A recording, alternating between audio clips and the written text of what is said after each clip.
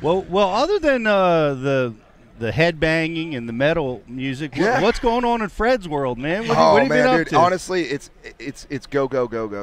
I do not stop. It's awesome. I mean, I feel like everything's really going well. Obviously, this week we were releasing a couple new baits. I've got the swim bait I've had for a few years now, the Boom Boom swim bait. And at the Classic, for the very first time, we're releasing this guy right here, which is a line through series. And what that means is you put the line through, you tie the treble hook on the bottom, you put one of the points back into the belly. When you catch a fish, the bait slides up your line, you don't harm the bait, and you don't fight anything but the hook and the fish. So you can catch a lot more fish with this bait, but here's the deal. We widen the belly, we've balanced the weight on it perfectly. You can throw this bait now in any direction, where the other bait, the rigged version, it's already weighted, and you put the treble hook on, you really got to use boat control to your advantage. Right. So if you're not using, so it doesn't roll. So it doesn't roll, and you got to make the cast with the wind, this, that. So this is like no control. You just go out there and fish. If you want a guy that's never thrown a swim bait before to catch a fish, this is the easiest one to throw. It's a think like you're not thinking swim bait. We've got little itty bitty ones. Boom. We've got middle ones. And Whoa. See that? So this one's a 5-inch. 3 sizes? Right now we got 3 sizes. That's awesome. A 4, a 5, and a 6. Wow. That's killer. And at this show, they're only available at the Carolina Fish and Tackle booth. So limited supplies this week. But look at that sucker right there.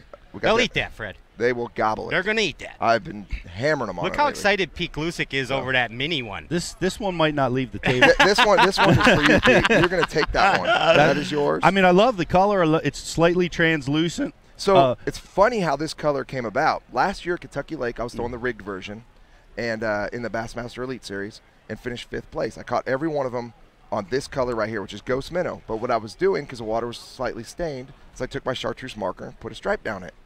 And so I'd go back and forth, and every time I picked the one up with the chartreuse, I'd get bit.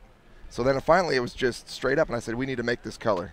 And that's what we did. Got to do it. So now it's Sexy Minnow.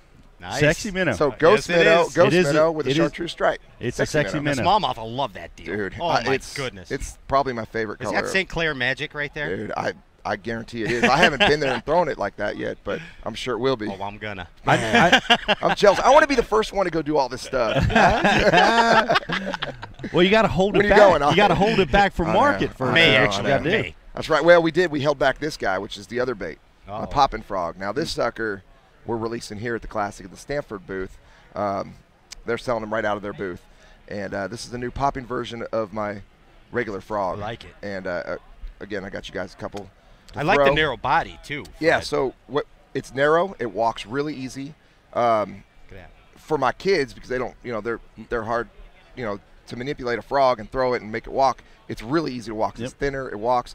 But the cool thing about it is it's not your traditional popping frog that just goes bloop bloop. The mouth is actually that of a pencil popper. I see that. So if you work it right, you're gonna start spraying water back and forth. Really? So you can go real subtle, and then every now and then give it a.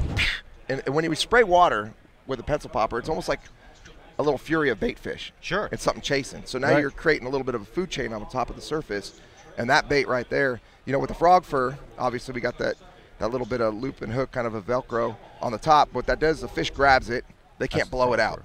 So you get a little bit longer hook set with it. We got a super strong harness on that frog that you're not going to break. You put 65-pound braid. Personally, on this frog, I like the 50-pound. I like the lighter braid on it. Cast it's a little more subtle.